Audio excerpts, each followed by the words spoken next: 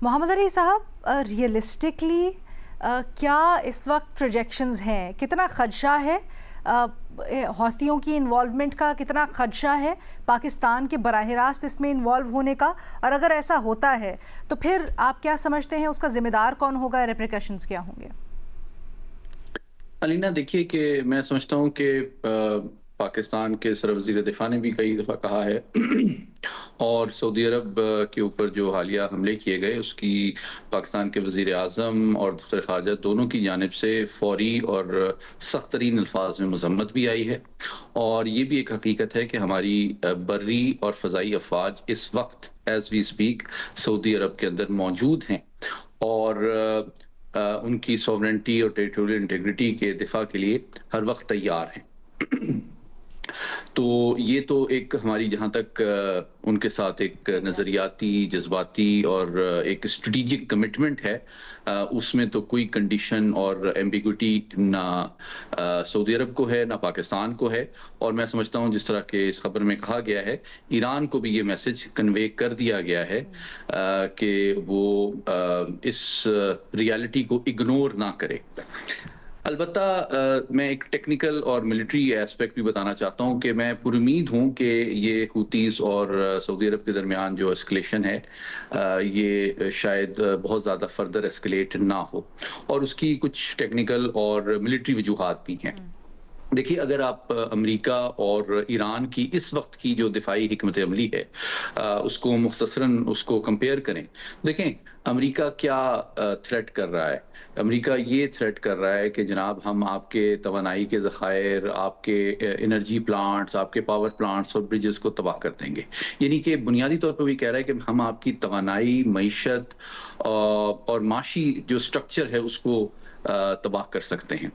तो जवाब में जो हूतीज़ को एक्टिवेट करने की हिकमत अमली है, उसके ज़रिए से ईरान ये सिग्नल अमेरिका को और आलमी बरादरी को दे रहा है कि जनाब आप अगर वर्टिकल एस्केलेशन करेंगे, तकलीफ और तबाही ईरान पर ज़्यादा फैलाएंगे, तो मैं जवाब में हॉरिजॉन्टल एस्केलेशन करूंगा। यानी कि मैं जंग के मैदान को बहुत फैला दूंगा और आपकी कैलकुलेशंस को कॉम्प्लिकेट कर दूंगा, जिसके नतीजे में जंग और इसके जो कॉन्सिक्वेंसेस दुनिया की तवानाई और इकोनॉमी पर होंगे उसको आप अफोर्ड नहीं कर सकेंगे। मैं तबाही तो आपके लिए बहुत ज़्यादा नहीं फैला सकता, लेकिन मैं उसको अनअफोर्डेबल बनाने की सलाहियत रखता हूँ। अगर वो अपना हरमज़ को डिसरप्ट करते हैं और उसका तेल की कीमत पे दुनिया में 20 से 30% तक हमने असर देखा, और साथ ही साथ जो बहरे अहमर है उसमें भी तिजारत पे असर पड़ता है, तो इसका मजमूई असर दुनिया की तेल की कीमतों पे 40 से 50% पड़ सकता है, जो कि मैं समझता हूँ पूरी दुनिया बेशुमार पाकिस्तान अफोर्ड नहीं कर सकती। और ये असल में स्ट्रेटेजिक सिग्नल है ईरान की तरफ से।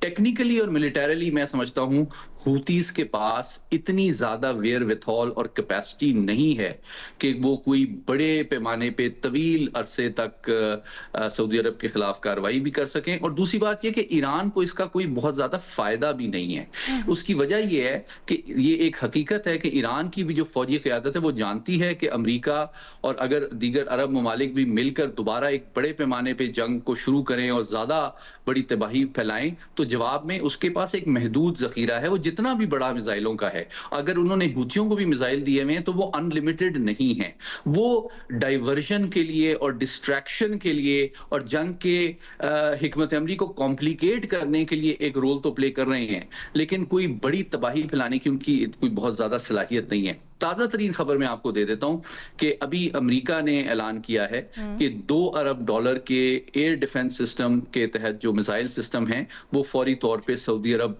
भेजे जा रहे हैं। तो जो नौयत है जो दिफा की सऊदी अरब को इस वक्त जो चाहिए वो बेसिकली मिसाइल डिफेंस सिस्टम है, जो उसका काफी मौसर भी है। और आई एम श्योर पाकिस्तान की मौजूदगी से और अमेरिकी हथियारों के आने के बाद इसमें मजीद तकवीयत आएगी। लेकिन सबसे इंपॉर्टेंट बात अलीना मैं ये कहना चाहता हूँ मुख्तसरन कि हमें ये नहीं भूलना चाहिए कि अगर ये जंग फैलती है और ये अरब ममालिक भी अमेरिका के साथ ईरान के खिलाफ शरीक जंग हो जाते हैं और पाकिस्तान को भी कोई रोल प्ले करना पड़ता है, तो आप ये ना भूलिए कि इसका फायदा सबसे ज्यादा किसको मिलेगा। इसका सबसे बट ज्यादा मोहम्मद अली फायदा साहब, जो है वो इसराइल को मिलेगा। एब्सोल्युटली मोहम्मद अली साहब, एब्सोल्युटली। और लेकिन ये वो बात आपकी है एक्सपर्टीज से जो ना मैं जरा अगर समझना चाह रही थी, कतई कलामी की मैं माजरत सिर्फ सर, जी आपकी ना जी एक्सपर्टीज से मैं समझना चाह रही थी कि किस हद तक पाकिस्तान इन्वॉल्व हो सकता है एग्जैक्टली क्या पाकिस्तान की ये कहना सऊदी अरब हमारी रेड लाइन है, इससे मुराद क्या है? ये देखिए, इससे मुराद ये है कि सऊदी अरब के दिफा के लिए हमारे पास हमारी हर कैपेबिलिटी जो है वो बट डज इट कमिटमेंट का मीन कि हिस्सा है, और पाकिस्तान हम बाकायदा मुकम्मल तौर पे सिर्फ दिफा जी करेगा? हम डज इट मुकम्मल मीन तौर ईरान पे के ऊपर जवाबी हमले कर सकता है? डज इट मीन सिर्फ हौथियों को टारगेट करेगा? डज इट ऑल्सो असेसमेंट क्या है, क्या फिर ईरान पाकिस्तान के ऊपर हमले कर सकता है? जी देखिए, मैंने कहा हमारी जो कमिटमेंट है वो सऊदी अरब के दिफा के लिए है, ओके। वो दीगर ममालिक के खिलाफ हाँ जाहियत के लिए नहीं है। तो इसीलिए मैं बताना चाहता हूँ कि अगर उनके एयर डिफेंस हाँ सिस्टम को मजीद मौसर बनाना है या उनके ऊपर एयर अटैक्स या मिसाइल अटैक्स को नाकाम बनाना है, तो इसमें तो कोई रोल पाकिस्तान ठीक है, डेफिनेटली प्ले कर सकता है, सऊदी अरब ठीक है, एक्सपेक्ट भी करेगा। लेकिन मैं ठीक है आपको जो बताना चाह रहा था इंपॉर्टेंट बात वो ये है, आखिरी बात, कि देखें चूंकि अगर ये जंग फैलती है जी। और मुस्लिम ममालिक आपस में जो है बरसरे पैकार हो जाते हैं, तो चूंकि इसका फायदा इसराइल को पहुंचेगा, तो ये वो मामला है जो मैं समझता हूं हमें ईरान की क़यादत को बावर कराना, जो हमारी सिक्योरिटी कमिटमेंट सऊदी अरब की जानिब है उसके साथ साथ इक्वली इंपॉर्टेंट है कि जनाब आप जो हिकमत अमली कंसिडर कर रहे हैं उसका फायदा सबसे ज्यादा इसराइल को 4 एतबार से पहुंचेगा। एक तो ये कि जनाब वो गजा में जो नस्लकुशी कर रहे हैं या लबनान पे जो नस्लकुशी कर रहे हैं उस पर कोई रोकथाम नहीं है। दूसरी बात, वो चाहते हैं कि मुसलमान ममालिक अरबो अजम सारे आपस में दस्तो गिरेबा हो जाएं और वो आपस में और मोहम्मद अली साहब, कल भी इसके ऊपर हमने बड़ी डिटेल से बात की, आपने बल्कि बड़े अच्छी तरह हमें समझाया भी था, तज्जिया तबसरा भी इसके ऊपर किया था। Can I just take this forward? मैं आपके पास सर्कल बैक करती हूँ, let me take this forward. मैं आपके पास सर्कल बैक करती हूँ बिकॉज बहुत सारे सवालात हैं आपसे करने के लिए। बट मज़हर अब्बास साहब, आप इससे क्या अखज़ करते हैं? ये जंग अगर फैलती है, ख़ासकर ये जो हौथियों को हाल ही में ईरान की तरफ से इंस्ट्रक्शंस या पैगाम दिया गया है उसके बाद, तो ज़िम्मेदारी किस पर आएगी? देखिए, सबसे पहले तो ये कि इसका नुकसान कितना होगा। ये जो सूरत हाल है ये बहुत अगर एस्केलेट करती है तो और हमारा क्या रोल होगा। सीधी सी बात है, मैं बेनज़ीर की बात को थोड़ा सा आगे बढ़ाते हुए, हमें तो पता ही नहीं है कि डिफेंस पैक्ट है क्या। यानी सऊदी अरब से मोहम्मद अली साहब एक बात कर रहे हैं, मैं दूसरी बात कह रहा हूँ, क्या हमें में से किसी को ब्लैक एंड वाइट में पता है कि क्या पैक्ट है? ये पार्लियामेंट में कभी ये मैं एग्जैक्टली मोहम्मद अली साहब से सवाल टेक्निकल इसीलिए कर रही थी कि आई वाज अज्यूमिंग उनके पास होंगी तो बस तो अज्यूम ये किया जा रहा है, जो मोहम्मद अली साहब कह रहे थे, अज्यूम ये किया जा रहा है कि हमने सिर्फ हम एक डिटरेंस के तौर पे, और अगर सऊदी अरब पे अटैक होता है तो हम उसका दिफा करेंगे और उस पे उसको जो भी हमारी क़ुव्वत है उसको बचाने की। लेकिन क्या हम जवाबी हमला करेंगे?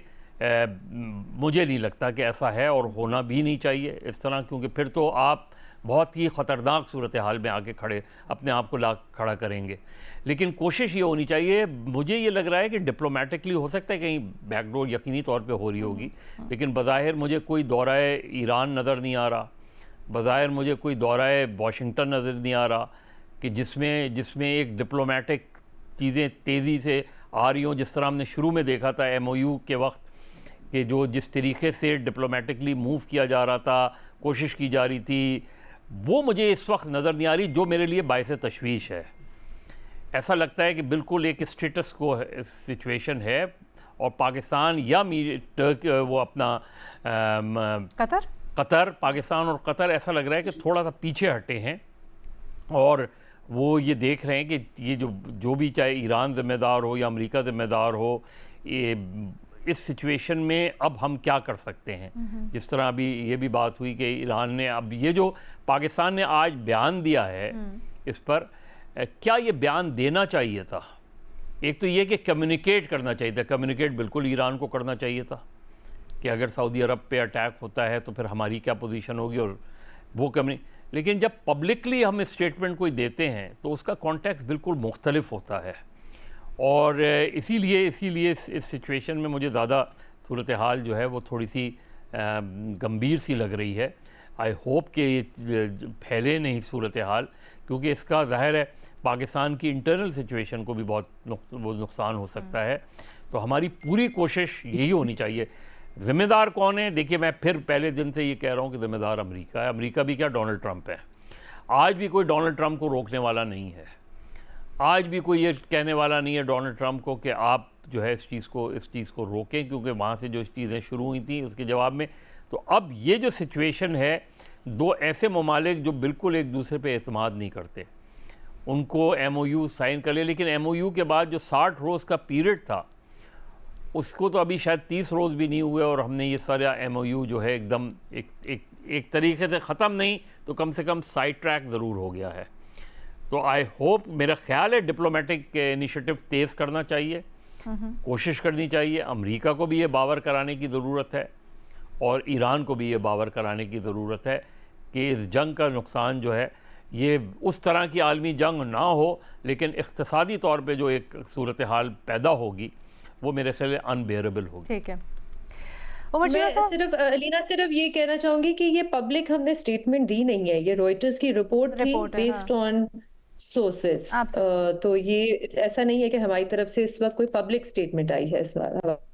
लेकिन जिस तरह हमने उसको जो है इसको मीडिया पे लेकर आए हैं और उसकी कोई कॉन्ट्रडिक्शन नहीं है या क्लैरिफिकेशन नहीं है या कोई इस पर स्टेटमेंट नहीं है, मोर और लेस मेरा ख्याल है शायद हो सकता है। सर, बट हमारी पोजीशन तो टेक्निकली यही है ना, यही है, ये पहले भी हम कम्युनिकेट कर वैसे सके। तो यही पोजीशन है। मेरा ख्याल है वो जुमला जो आपने कहा ना कि पाकिस्तान को पब्लिकली स्टेटमेंट नहीं देनी चाहिए, उससे बड़ा फर्क पड़ता है ऑप्टिक्स में, वो शायद नहीं। सो मेरा ख्याल है उस तनाजुर में ये पॉइंट आउट हो।